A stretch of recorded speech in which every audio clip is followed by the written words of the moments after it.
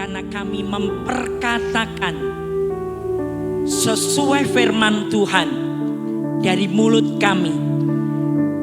Tidak ada yang mustahil bagi Tuhan, dan tidak ada yang mustahil bagi kami yang percaya kepadanya. Tolong kami sebentar akan mendengar firman pada minggu terakhir bulan Januari. Tolong kami untuk dapat menangkap secara utuh firman Tuhan. Karena kami dengan mengerti, kami akan menjadi pelaku firman Allah.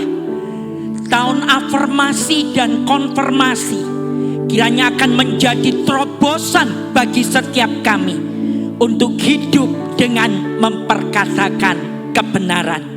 Terima kasih urapanmu atas hambamu untuk sampaikan apa yang jadi kebutuhan kami sore hari ini. Karena Bapa yang sudah taruh firman-Nya dalam hati dan mulut hambamu. Di dalam nama Yesus, mari kita sambut firman Allah bersama-sama dengan katakan amin, amin. Kita beri tepuk tangan buat Tuhan kita. Silahkan duduk Bapak Ibu Saudara. Shalom. Shalom. Tuhan memberkati kita. Saudaraku, sore ini kita akan bersama-sama di minggu yang terakhir bulan Januari 2026 untuk menghidupi betul-betul tahun afirmasi dan tahun konfirmasi. Tahun kita mengatakan dengan iman dan akan melihat Tuhan menggenapkan janjinya atas kita. Afirmasi adalah berkata-kata. Afirmasi itu keluar dari mulut kita. Kalau kita berkata seperti Bapak Gembala minggu yang pertama di bulan ini menyampaikan kepada kita. Tahun ini tahun afirmasi. Sesuai namanya affirmation. Dalam bahasa aslinya kita bisa melihat itu bahwa mulut yang terbuka. Waktu kita berkata saya mau mengafirmasi, jangan biarkan mulut kita tertutup rapat. Lalu kita berkata yang penting tak batin. Karena sesungguhnya afirmasi adalah membuka mulut dan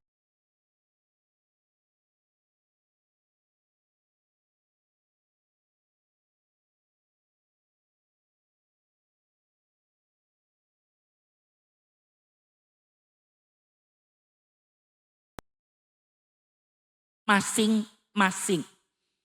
Dasarnya dalam Mazmur 33 ayat yang ke-9. Demikian firman Tuhan.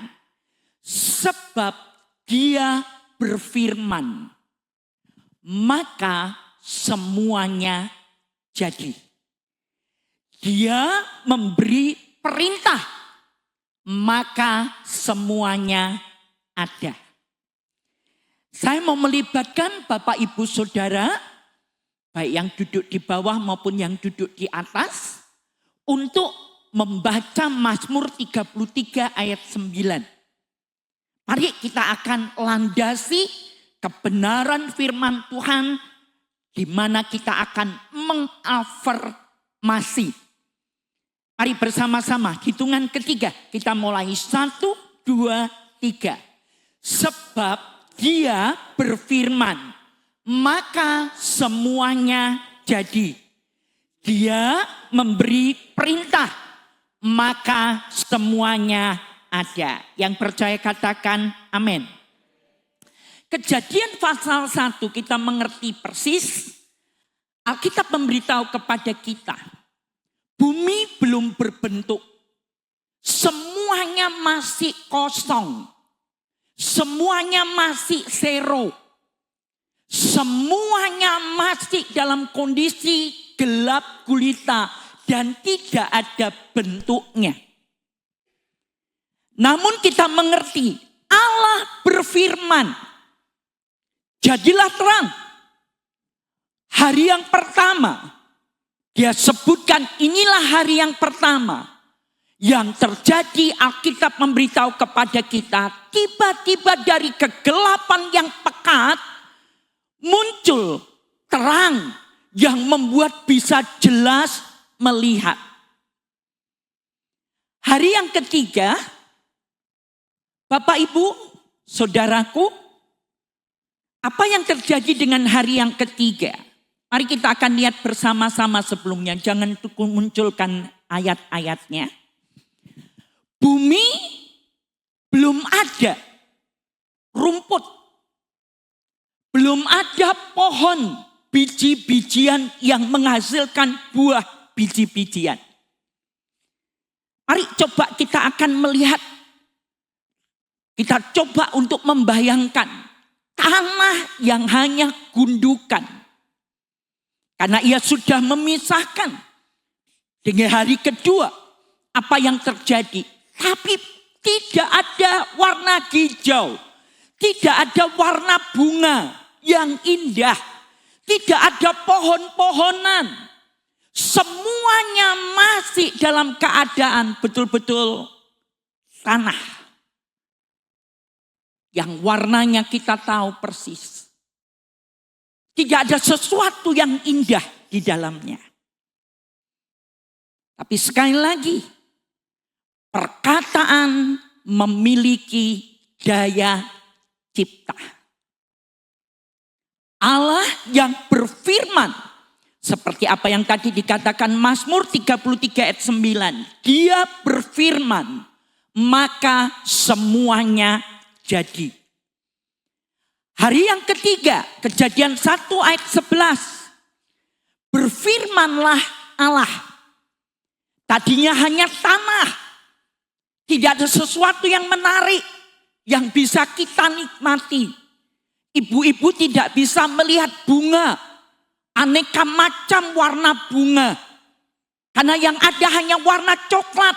Warna abu-abu tanah. Lalu berfirmanlah Allah.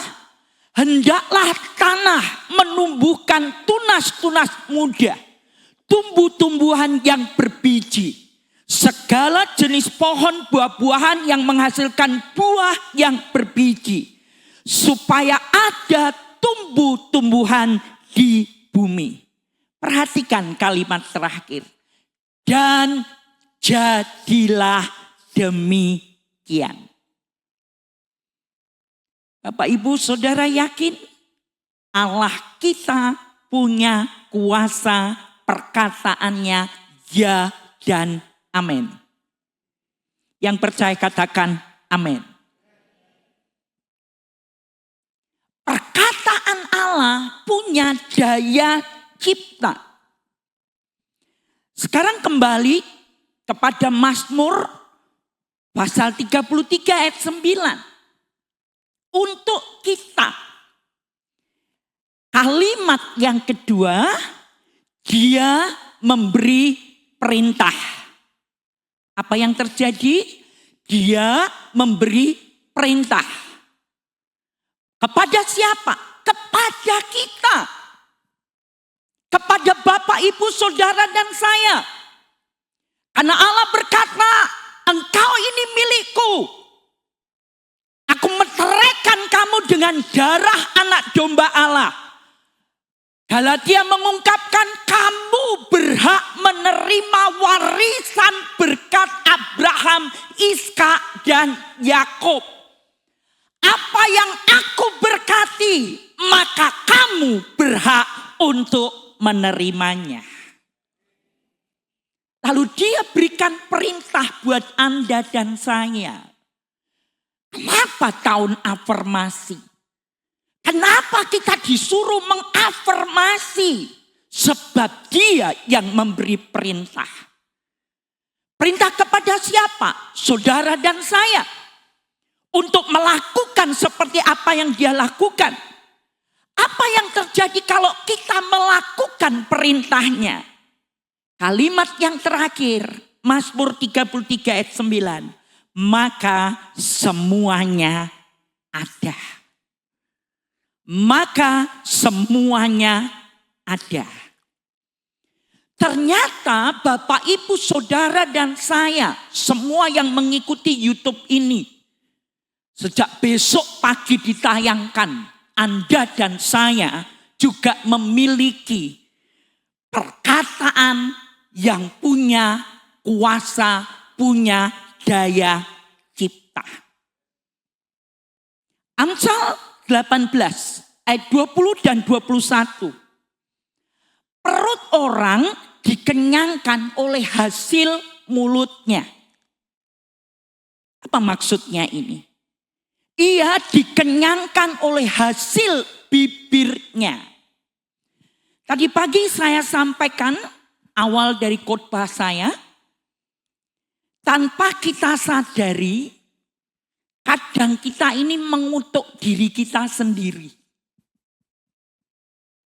Pasangan hidup kita, anak keturunan kita. Dengan cara apa kita mengutuk diri kita sendiri? Perkataan. Apa yang keluar dari mulut kita yang kita katakan? Perut orang dikenyangkan oleh hasil mulutnya. Ia dikenyangkan oleh hasil bibirnya.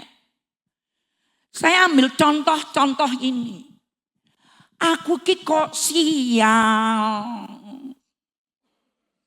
Aku ini kok nggak pernah beruntung.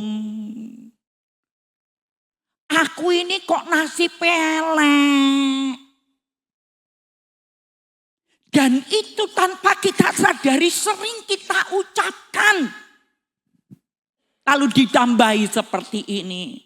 Oh, memang kita dari latar belakang nenek moyang kita, orang tua kita, leluhur kita ya podo wae.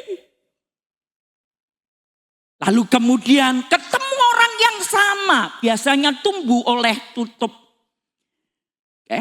Kita akan cocok dengan orang yang sama menurut kita. Dan ketemu orang yang sama, benar. Memang kamu itu tidak pernah beruntung.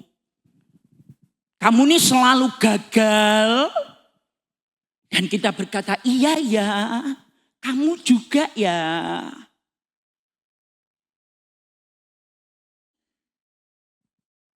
Perut orang dikenyangkan oleh hasil mulutnya. Apa yang kita katakan ditangkap oleh iblis dan kemudian dibalikkan kepada kita. Seperti omonganmu kan? Seperti yang kamu katakan kan?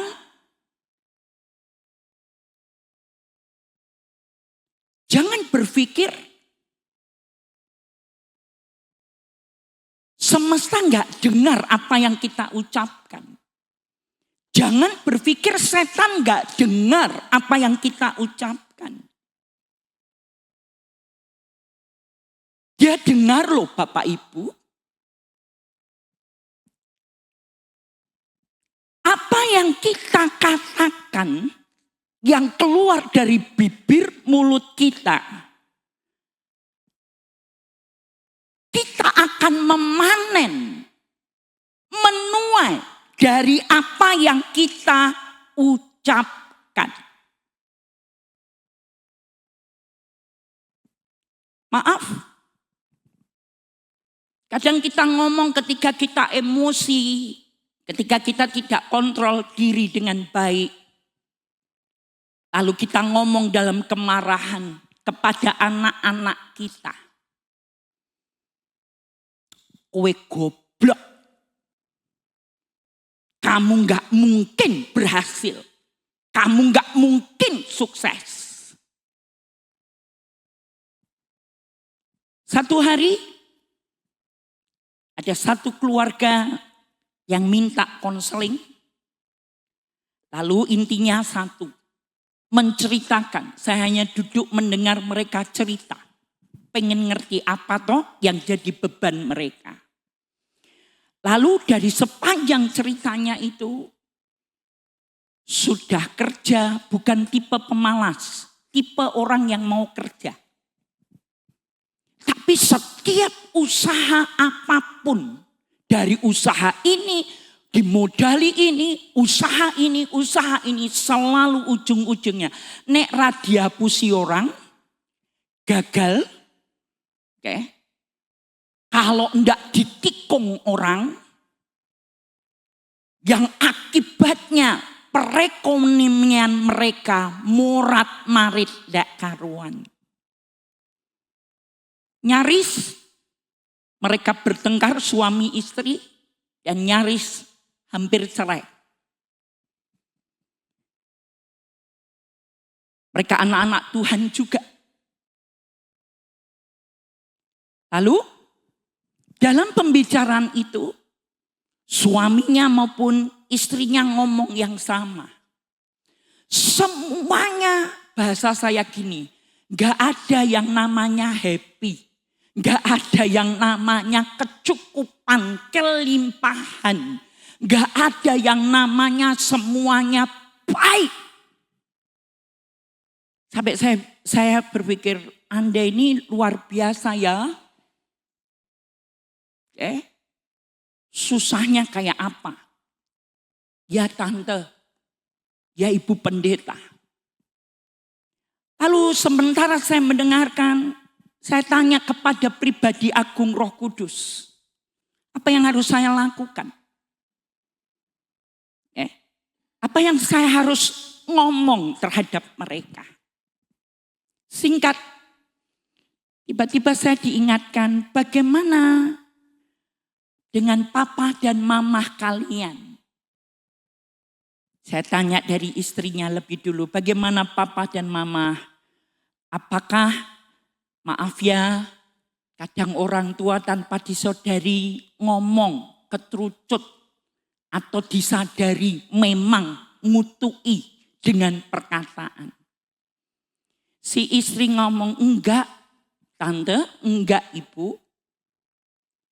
Papa itu orang yang bijak. Mama itu orang yang kalau sering mendoakan kami supaya kami diberkati. Mama itu orang yang luar biasa. Pendoa memberkati kami. Saya tanya kepada suaminya, bagaimana dengan keluargamu, orang tuamu? Kayaknya enggak pernah itu, papa orangnya diem. Lalu suaminya mulai ngomong, saya ini enggak tahu ya.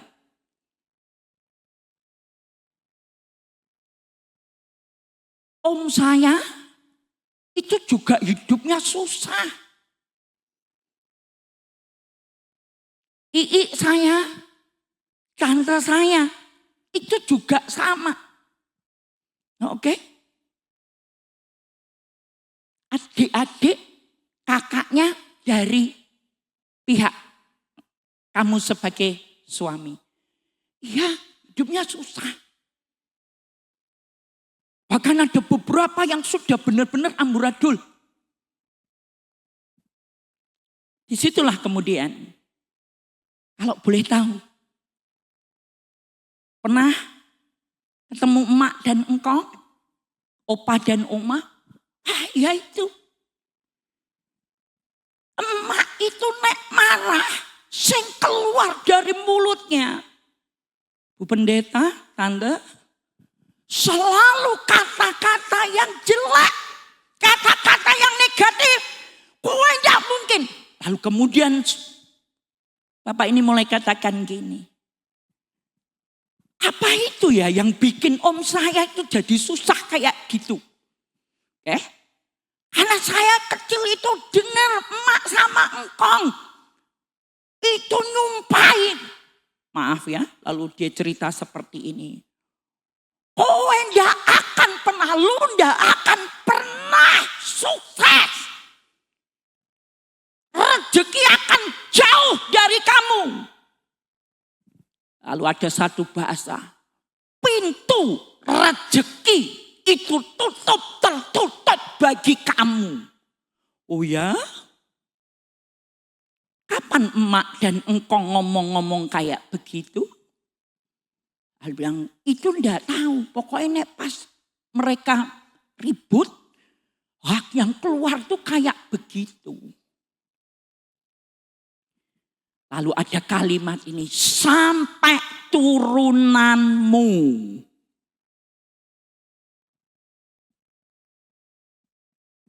Warisan kutuk perkataan.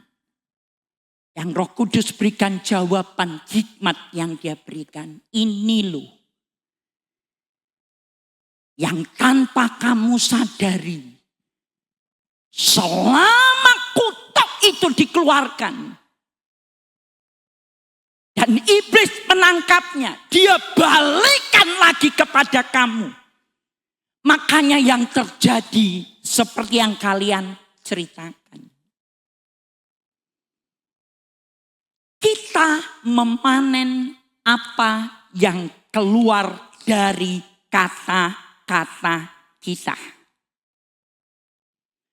Perkataan, bahasa apapun yang kemudian keluar dari bibir mulut kita bukan sekedar suara. Melainkan memiliki konsekuensi.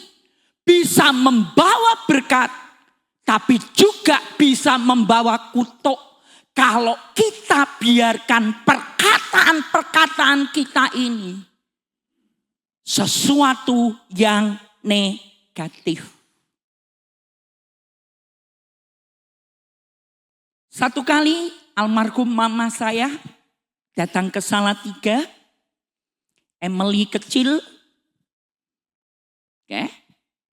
Beliau tahu putri kami satu-satunya. Tidak tahu bagaimana namanya Emily kecil seperti putra-putri kita pun main-main. Dan rupanya mama saya pengennya lansia, pengennya tenang. Kami tidak tahu apa masalahnya, tapi papi, bapak gembala dan saya mendengar. Dengan nada tinggi. Memang anak nakal.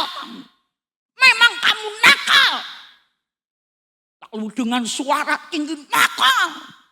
Anak kecil nakal. Hari itu saya mendengar.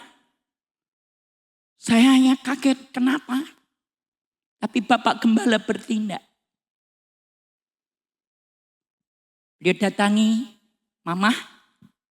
Dan berkata, Mak, mau putune nakal. Mau putune jadi kurang ajar. Dia nakal. Nakal. Ya, Mak mau ndak putune nakal? Saya lihat, Mak, sebenarnya wajar. Bukan sesuatu nakal yang berlebihan. Nakalnya anak-anak. Mak mau enggak putune nakal? Lalu mama saya berkata, Yura, ya enggak. Coba Mak, ganti Mak. Lalu Emily kecil dipanggil oleh bapak gembala. Kami masih tinggal di Pandirejo waktu itu. Perpindahan ke Poncorjo sini. Lalu kemudian kata, Nok, Mak pengen istirahat. Mak ndak mau ribut-ribut. Gimana kalau mainnya di luar? Ya Dedi. Selesai.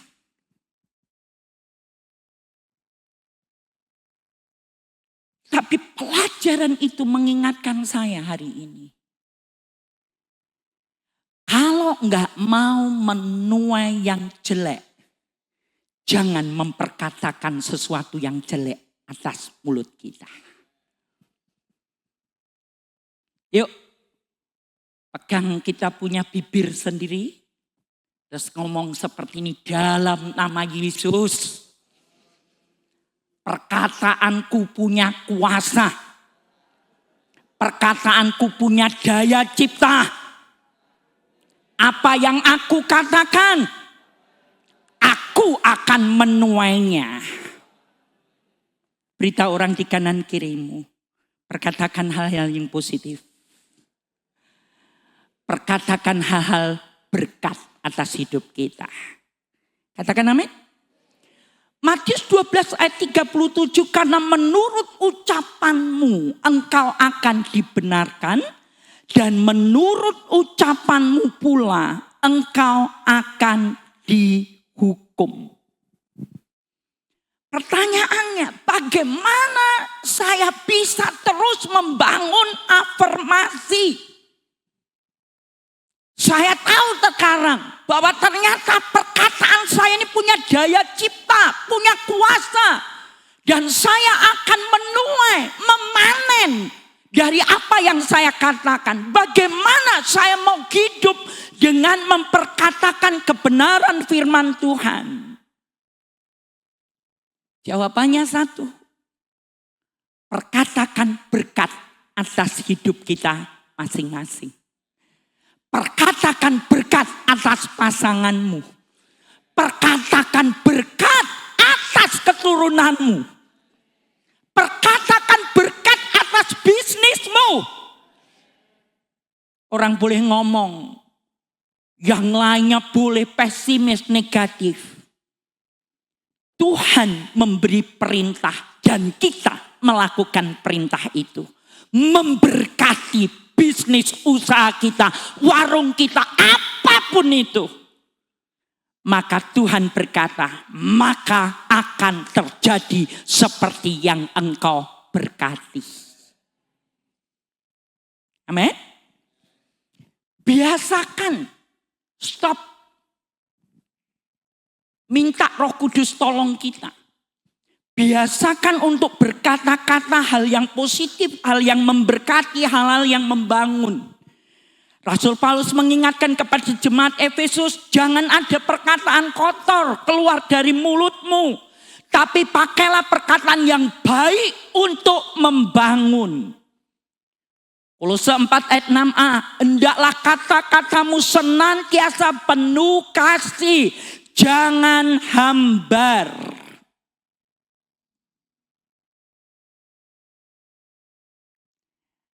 Ada yang tahu pohon mangga di depan rumah kami? Sejak kami beli sekian belas tahun lalu, gak pernah berbuah. Dikasih macam-macam. Ada Pak Heru yang menyarankan dikasih pupuk ini. Yang lain juga ngomong dikasih pupuk ini. Gak pernah berbuah. Satu hari, ini beliau ada di sini.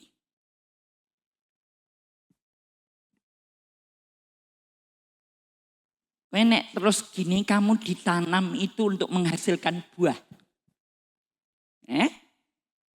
Pohon mangga kamu tuh ditanam untuk menghasilkan buah.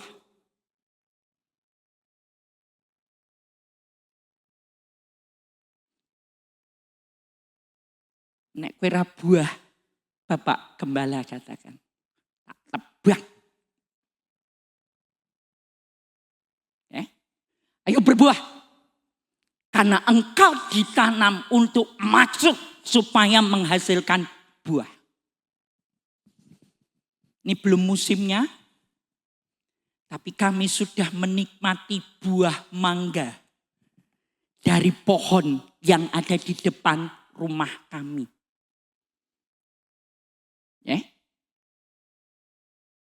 Menikmati. Saya tadi siang ada di rumah Tingkir. Lalu saya ingat Pak Albert jauh-jauh dari Ambon. Bawa pisang. Yang pisangnya itu Pak Albert sampaikan mengambilnya susah. Karena di tepi tebing. Ya.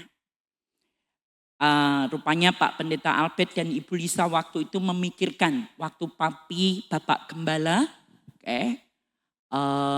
gula darahnya tinggi. Lalu kemudian hanya bawa beberapa dari Ambon. Lalu kemudian ditanam. Selain dinikmati ada bagian yang bisa ditanam. Tadi siang sementara tukang bersih-bersih, saya lihati lagi, saya jadi ingat sekian. Memang pohon buahnya ini nggak bisa dalam waktu pendek, tapi agak panjang, lebih dari setahun lebih. Sudah dipanen minggu yang lalu, kami menikmati bagi hamba-hamba Tuhan. Sampai siapa yang punya masalah dengan diabetes, ya, coba yuk dibagikan. Karena Pak Albert sendiri bingung. Mami, itu kalau di Ambon mungkin berbuah hanya belasan. Saya kaget. Di rumah tingkir. Nah, itu bisa jadi satu tundun besar-besar. Sampai hari ini masih ada itu. Dan tadi saya lihat, satu pohon lagi. Waktu saya lihat, coba perhatikan lagi. Anaknya banyak. Lalu saya diingatkan. Waktu mulai ditanam, saya ngomong yang sama. Bertumbuh, berbuah. Sebab untuk itu kamu diciptakan.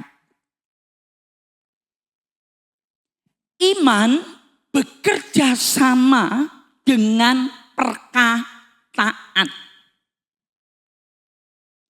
Iman bekerja sama dengan perkataan.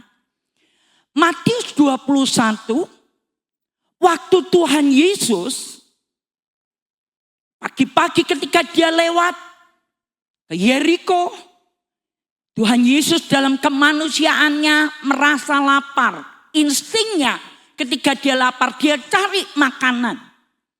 Makanya dia melihat ada pohon ara.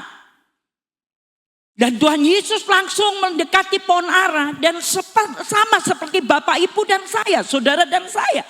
Pasti mengharapkan sesuatu dari situ. Tapi dia kaget. Karena pohon ara itu tidak ada buahnya sama sekali. Padahal itu jenis pohon ara yang berbuah. Lalu Yesus berkata gini, pagi itu Yesus berkata, mulai hari ini jangan lagi ada buah daripadamu. Setelah itu dia pergi, melanjutkan perjalanan ke Yeriko. Oke? Iman dan perkataan ketika bekerja sama, dahsyat nanti yang akan mengikutinya. Sorenya, waktu mereka melewati, rupanya Yesus tidak nginep di Yeriko, melewati kembali jalan yang sama. Murid-muridnya terkejut.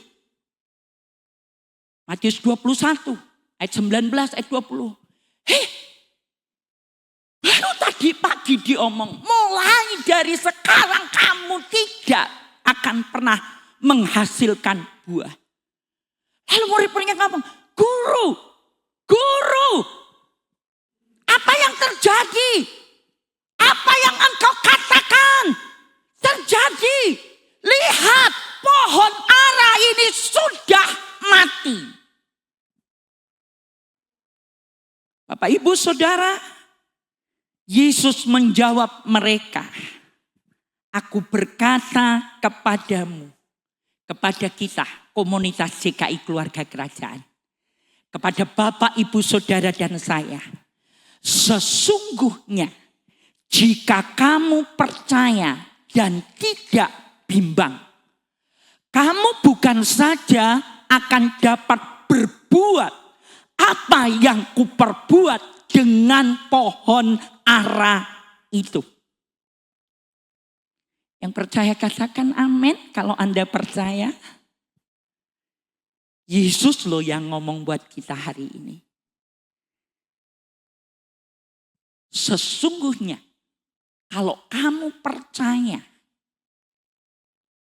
apa yang kamu katakan dan kamu tidak bimbang, kamu bukan saja akan dapat berbuat apa yang aku perbuat. Hei pohon, mulai hari ini tidak lagi perlu kamu menghasilkan buah.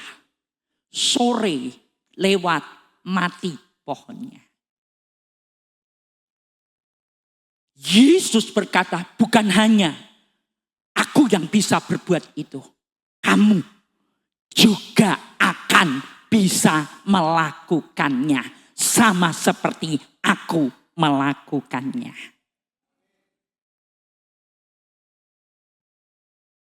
Tas ya? Aku diberkati, aku dilimpahi, karena Allah sanggup untuk menyediakan. Waktu kita nyanyi dalam ibadah pujian penyembahan, kita nyanyi gak sekedar kita nyanyi, tapi waktu kita memuji Tuhan dengan iman, jangan heran Tuhan akan menyatakan juga mujizatnya di tengah kita. Kan pertumbuhan buat kami tahun ini. Gak mau cuma jadi Kristen. Saudaraku ngalamin, kok aku ora. Oke? Kami bisa melakukan hal-hal besar bersama Tuhan. Ya dia. Kok aku enggak? Dalam nama Yesus saya berdoa. Ibu Gembala berdoa. Kita semuanya akan mengalami terobosan pertumbuhan iman kepada Tuhan. Dahsyat loh saudara. Dari yang tidak ada menjadi ada. Dari yang ada menjadi tidak ada. Apa yang ada? Goliat, kebutuhan, apalagi masalah.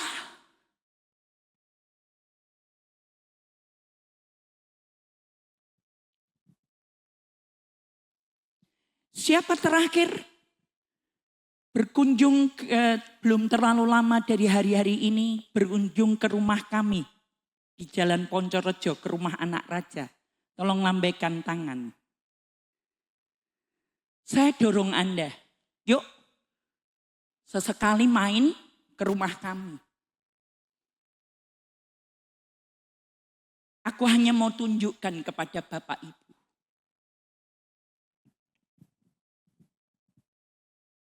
Aku dan saudara punya Allah yang hebat. Allah yang besar.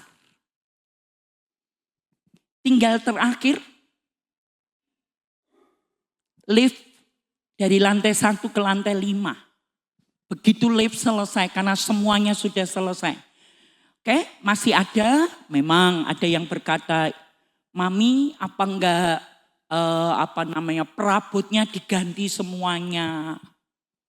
Konsepnya dengan tempat tidur dan lain sebagainya, lemari dan lain sebagainya. Ini kan perabot yang lama yang sekarang ada. Oke, ya. Nanti akan ada waktunya itu. Tapi goal saya seperti kamu tahu, mami punya goal selesai sampai lift.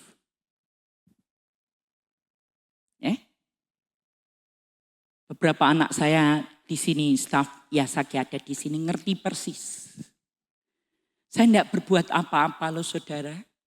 Bukan saya hebat, bukan Bapak Gembala hebat, enggak. Saya harus ngomong, I am nothing.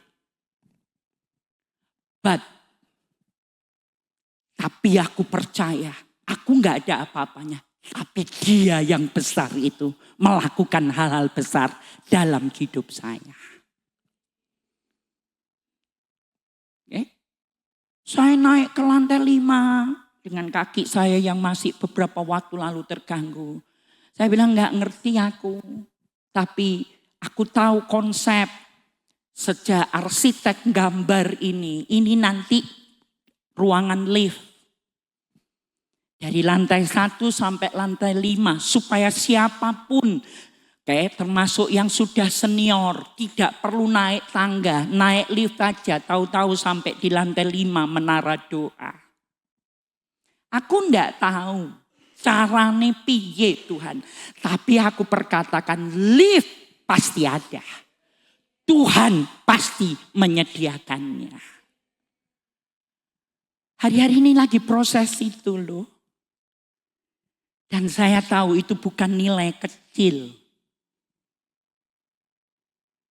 0,5 miliar hanya untuk lift. Tapi yang selalu aku katakan, engkau menyediakannya. Pasti akan ada lift. Tidak terlalu lama dari hari-hari ini.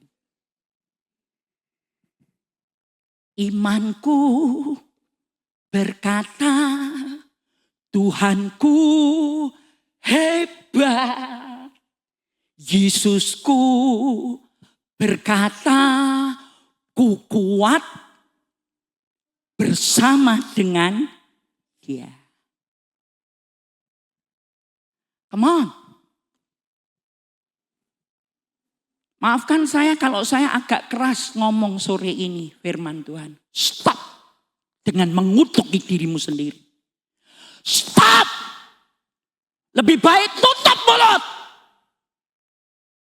Daripada efeknya, dampaknya kepada anak keturunanmu. Berhenti mengutuki dirimu sendiri dengan perkataan-perkataan negatif. Aku raiso mungkin terlalu besar masalahnya. Dia nggak bisa berubah. Stop.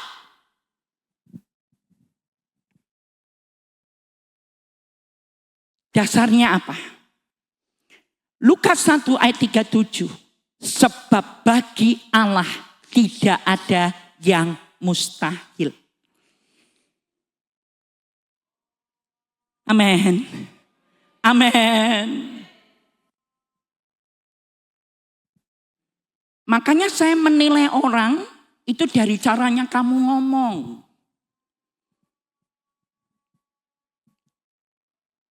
Kenapa kadang saya tidak tergerak hati dengan orang-orang yang berkata selalu negatif, selalu kata-kata pesimis. Kadang saya hanya ingatkan, jaga lo pembicaraanmu. Karena kamu akan menuai dari apa yang kamu katakan.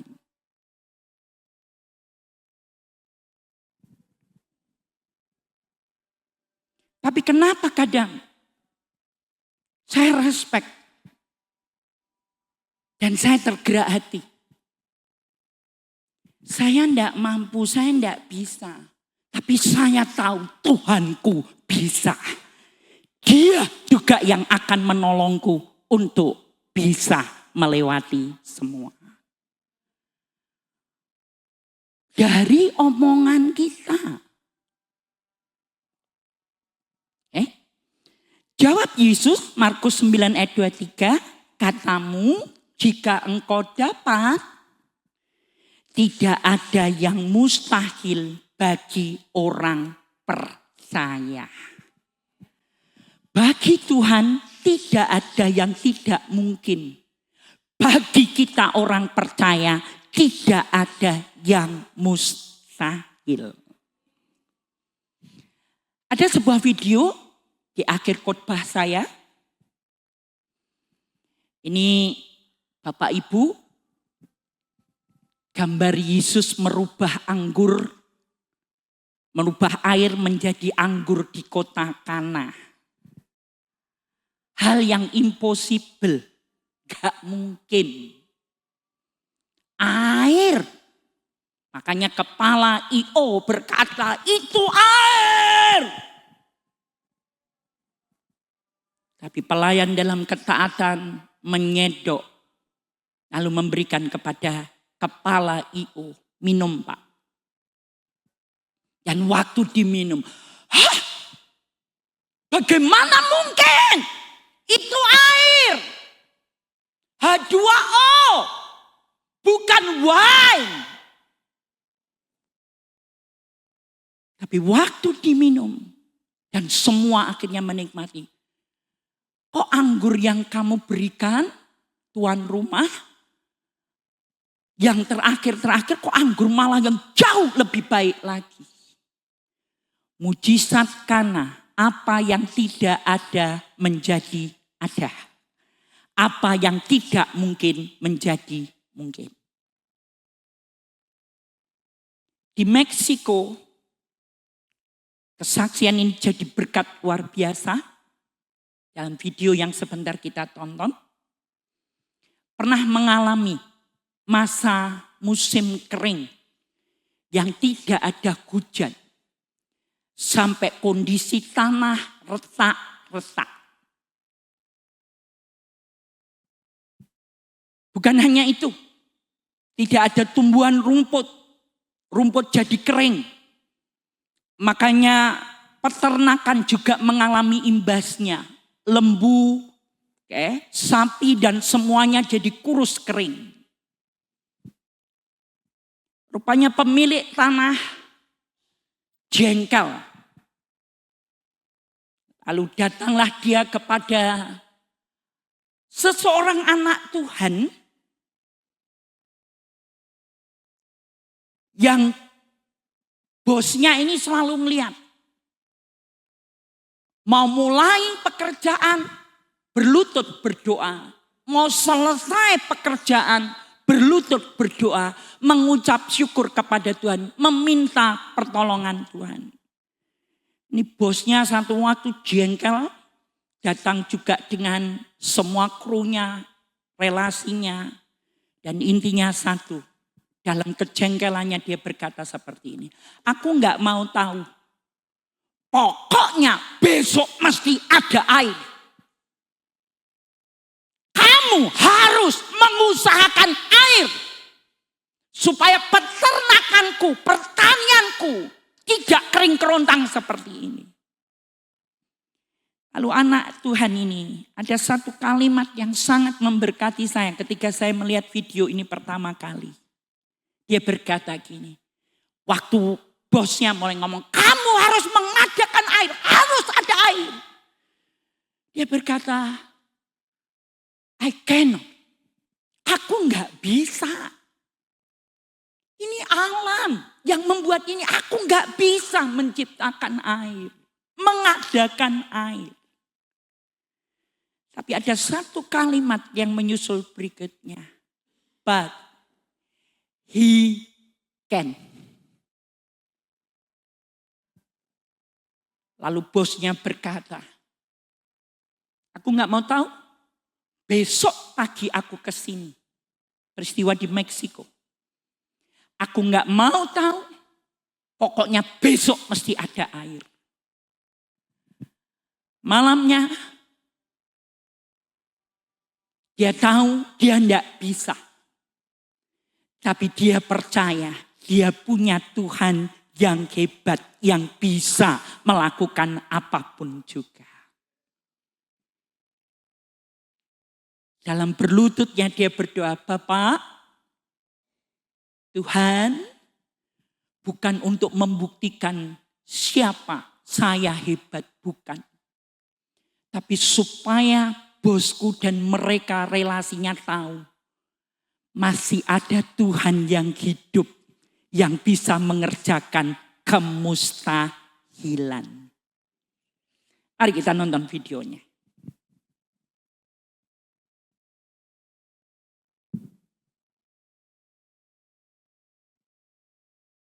Suaranya, tolong diulangi.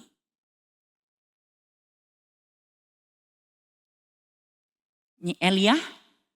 If your God is so great, make this dead well produce water again. I can't, but he can. The cowboys burst into laughter. Some kicked the dry dust, others shook their heads. The sun burned over the cracked fields of southern New Mexico. Months without rain, the cattle thin, the land open in wounds, and the men losing hope. But Elijah, a humble 32-year-old rancher with suntanned skin, an old hat and worn-out boots, never ended a day without talking to God. Mr. Coleman, the boss, laughed with disdain. You have until tomorrow. If this well is still dry, you're out. That night, under a sky full of cold stars, Elijah walked to the well with a rusty lantern. The wind whistled through the mesquites. He knelt down. Lord, not to prove anything to man, but so they see that you are still alive. A deep rumble shook the earth. The wind changed. The clouds gathered like an army. A lightning bolt crossed the sky, and Elijah smiled. God was already working. At dawn, the ranch awoke to an impossible sound, clean water gushing like an eternal fountain. The men shouted. Mr. Coleman fell to his knees, crying, This This is a miracle. Elijah touched the edge of the well. The desert is not punishment. It is where God shows that he still reigns. If you also believe that he can make water spring in your desert, write Amen and share this story of faith. Katakan amin. Katakan amin. Bukan hanya Elia yang bisa ngalami. Dia punya Tuhan yang sama seperti Tuhan kita. Masalahnya satu. Elia mengafirmasi, memperkatakan apa yang dia dengar dari Tuhan. Bagaimana Anda dan saya? Tahun ini kiranya menjadi tahun pada akhir tahun, tahun sukacita dan tarian sorak-sorai bagi kita. Orang-orang yang hidup mengafirmasi firman. Katakan amin. Katakan amin. Mari berdiri bersama saya.